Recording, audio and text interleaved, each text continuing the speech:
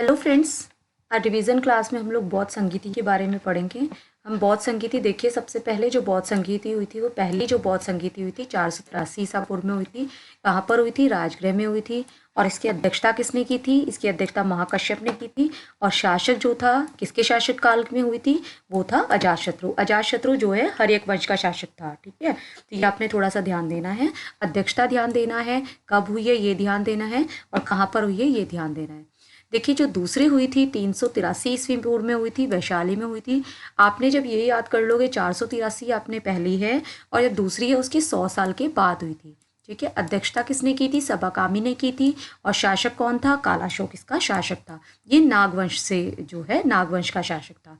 तृतीय जो बौद्ध संगीति हुई थी वो 251 ईसा पूर्व में हुई थी, पाटलिपुत्र में हुई थी। इसकी अध्यक्षता किसने किसने की थी?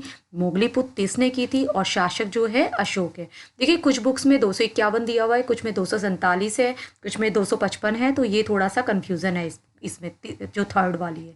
जो चौथी वाली हुई थी वो हुई थी प्रथम शताब्दी में, कुंडलवन में हुई थी। कुंडलवन कहाँ पर है? कश्मीर में। अध्यक्षता किसने की थी? वसुमित्र ने की थी। देखिए, इसमें उपाध्यक्ष भी था, तो उपाध्यक्ष कई बार पूछ लेते हैं, वो था अश्वघोष। और इसका जो शासक था वो कनिष्क था। कनिष्क जो है कुषाण शासक था। अशोक जो है मौर्य वंश से रिलेटेड था, मौर्य वंश का शासक था। ये आपने ध्यान देना है।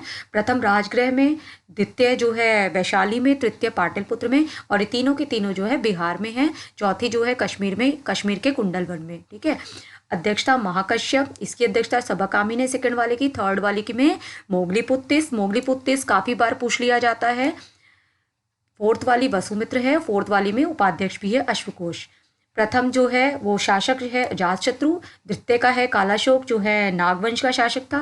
तृतीय अशोक है, अशोक के काल में तीसरी हुई है। कई बार पूछ लिया जाता है कि अशोक के काल में कौन सी जो है बौद्ध संगीति हुई थी, तो वो तीसरी वाली हुई थी। और इसकी अध्यक्षता किसने की थी? मोगलीपुत्र तीस ने।